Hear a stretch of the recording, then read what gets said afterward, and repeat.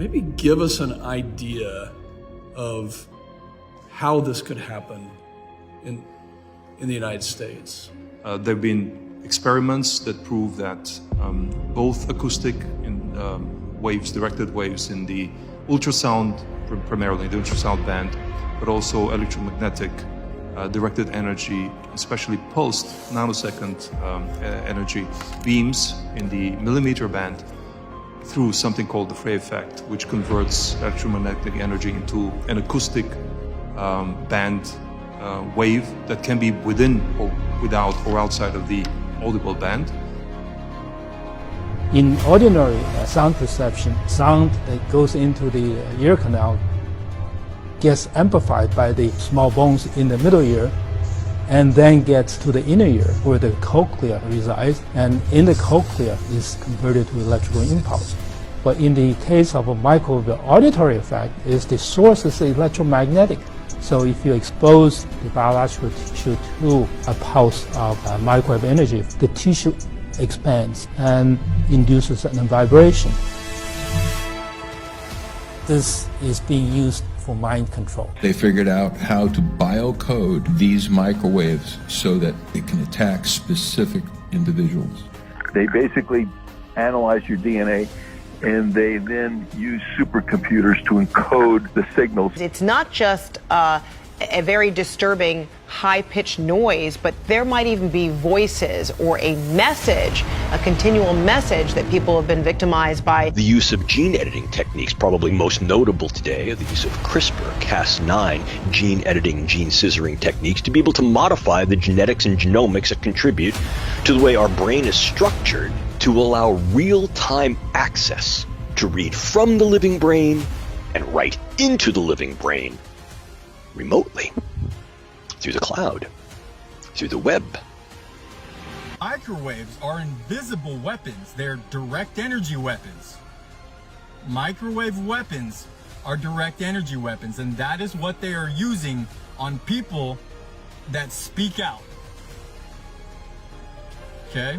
So when you're being gang stalked or you're a targeted individual, or if you're put on a list, right, which you don't have any due process, if you upset, in my case, I upset a major internet corporation because I've worked in telecommunications for major internet corporations, the biggest ones, right? There's like 5. I've worked for 4 of them.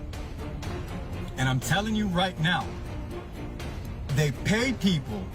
There's a certain industrial complex, okay? You know, there's the prison one and then there's the military.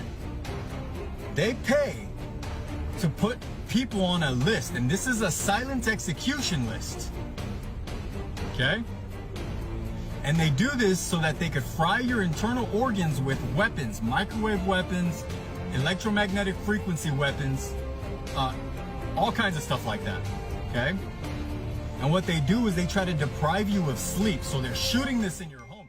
If you're having muscle spasms, anxiety, headaches, skin rashes, it's because there's too much EMF going on in your home, whether it's the Wi-Fi router or if you're on one of these lists. And I'm telling you right now, there's a lot of us on this list.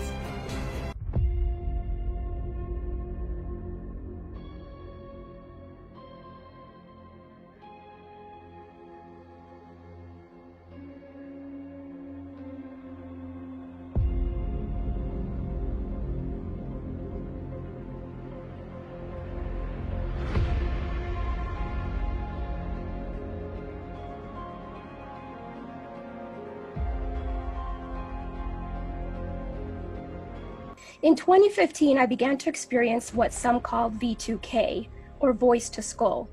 This involves the projection of voices, noises, and music directly into my mind to communicate with me in real time and at the speed of thought. And it also includes the manipulation of thoughts, emotions, and perceptions in the person's mind. These voices are vulgar, violent, cruel, and constantly threatening and using profanities that I never use.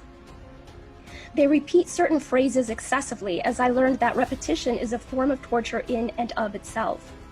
They frequently threaten to give me cancer, a stroke, or other medical emergency. They frequently threaten to do more extreme torture, etc. The voices also frequently tell me to commit suicide, something that is simply out of the question for me. Just the threatening alone is done at extreme levels and is its own form of torture. They coordinate the voices and thought manipulation with the physical torture, so that everything is highly synchronized in real time. So, Len, when you went to West Virginia and you went to this place that had no connection to any cell towers, there was no phone signal anywhere, and you had this attack, what specifically happened to you? Like, what can you walk me through how these attacks, like how they affect you, what happens, how long they last, etc.? Just like I said before, it starts very suddenly. It's vibration. It's high pressure in the head, and your whole body vibrates. Deafening sound. You get disoriented. Your whole body vibrates. Can you describe the sound that you hear? Is it like someone in the cartoons hitting a pot around your head? It's like high pitch electronic tinnitus. Okay. Yeah, like tinnitus. Yeah, tinnitus. But suddenly on, suddenly off. Suddenly on, suddenly off. Yeah. And it just grabs you, and you also hear voices. Yeah. The voices, V2K is a part of it. In Havana syndrome, I sent you that clip. The very first reporting by CNN, they said that people hear noises and voices. Mm-hmm. And after that, there was it was not part of any reporting. But the very first report on CNN contained that information. So people think that hearing voices is a sign of psychiatric disorder, right. But it just takes a little bit of education to understand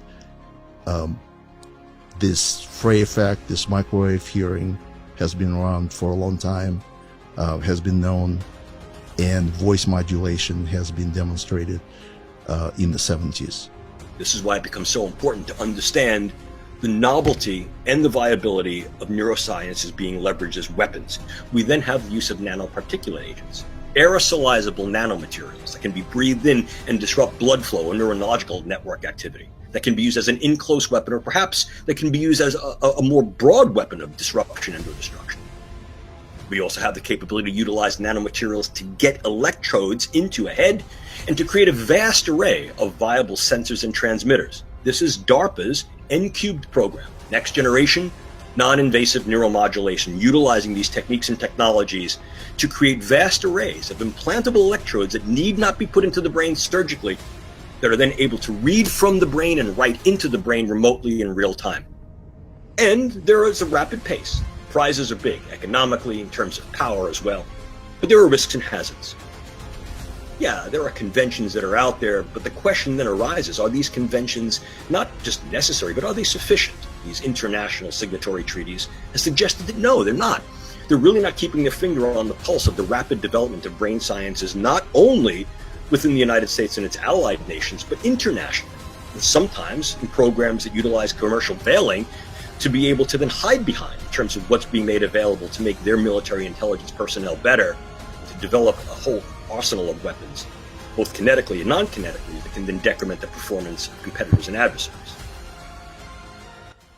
The elites are hell-bent on enslaving us in their techno-communist utopia. Enslaving us via a total surveillance control grid involving flying microchips the size of a grain of sand is only part of the plan. They also want to go under the skin.